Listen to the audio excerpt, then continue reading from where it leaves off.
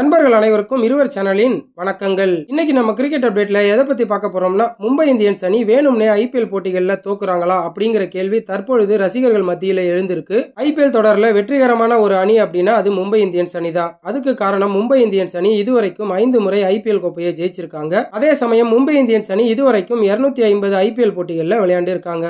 இப்படி பல சாதனைகளை வச்சிருக்கும் மும்பை இந்தியன்ஸ் அணியில தற்போது எதுவுமே சரியில்லைன்னு தான் சொல்லணும். அதுக்கு காரணம் கேப்டன் பொறுப்புல இருந்த ரோஹித் சர்மாவை நீக்கிட்டு குஜராத் அணியிலிருந்து ட்ரேட் முறையில வாங்கப்பட்ட ஹர்திக் பாண்டியாவை புதிய கேப்டனா மும்பை இந்தியன்ஸ் அணிக்கு நியமிச்சதுதான். இதனால மும்பை இந்தியன்ஸ் அணியில ஒற்றுமை இல்ல அப்படிங்கிற குற்றச்சாட்டு தான் நிலவிக்கிட்டு வருது. மும்பை இந்தியன்ஸ் அணி நல்ல பிளேயர்ஸை வச்சிருந்தும் புதிய கேப்டன் ஹர்திக் பாண்டியாவால ஏன் ஒரு வெற்றியை கூட தற்போது வரைக்கும் பெற முடியல அப்படிங்கிற கேள்வி எல்லாரும் மனசுலயும் எழுந்திருக்கு. மும்பை இந்தியன்ஸ் அணியோட தோல்விக்கு முக்கிய காரணமா பார்க்கப்படுறது அணியில ஒற்றுமை இல்லாததுதான். இந்த விஷயம் எல்லாருக்குமே தற்போது தெரிஞ்சிருக்கும். ரோஹித் சர்மா போன்ற ஒரு கேப்டனை மாற்ற போறோம் அப்படின்னு சரியான முறையில மும்பை இந்தியன்ஸ் அணி நிர்வாகம் யார்கிட்டையுமே தெரிவிக்கல. குறிப்பா சொல்லணும்னா மும்பை இந்தியன்ஸ் அணியில இருக்கும் வீரர்களுக்கு கூட தெரிவிக்கல. ரோஹித் சர்மாவை கேப்டன்சில இருந்து நீக்க போறத பத்தி அவர்கிட்ட கூட ஆலோசனை செய்யல. ரோஹித் சர்மா தலைமையில மும்பை இந்தியன்ஸ் அணி ஏற்கனவே நல்ல முறையில செட் ஆகி இருந்துச்சு.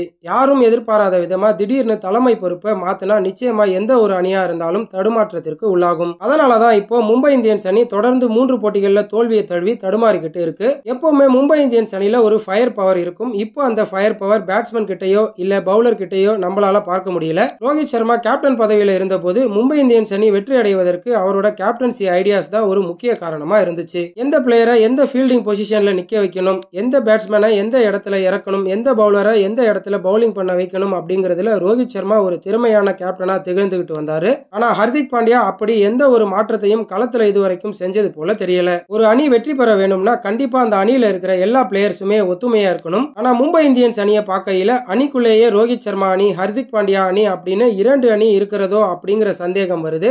அதே சமயம் மும்பை இந்தியன்ஸ் அணியோட பயிற்சியாளரும் அணியில இருக்கிற குறை என்ன, வீரர்களை எப்படி ஒருங்கிணைப்பது அப்படின்னு எந்தவித நடவடிக்கையும் எடுக்காத மாதிரி தான் தெரியுது. மும்பை இந்தியன்ஸ் அணியில ஒத்துமை இல்ல அப்படிங்கிறது மட்டும் தற்போது வெளிப்படையா தெரியுது. ஒருவேளை வரும் நாட்கள்ல மும்பை இந்தியன்ஸ் அணி இந்த குறையை சரி செய்யல அப்படின்னா மேலும் பல தோல்விகளை சந்திக்கிறதுக்கும் அதிக வாய்ப்புகள் இருக்குது. மும்பை இந்தியன்ஸ் அணி வரும் போட்டிகள்ல வெற்றி அடைவதற்கு என்ன செய்யணும் அப்படிங்கறத கமெண்ட் செக்ஷன்ல கமெண்ட் பண்ணுங்க. மேலும் இந்த மாதிரி கிரிக்கெட் அப்டேட்ஸ்க்கு நம்ம சேனலை சப்ஸ்கிரைப் பண்ணிக்கோங்க. கூடவே பக்கத்துல இருக்கிற பெல் பட்டனை கிளிக் பண்ணி அதுல இருக்கிற ஆப்ஷனால செலக்ட் பண்ணிக்கோங்க.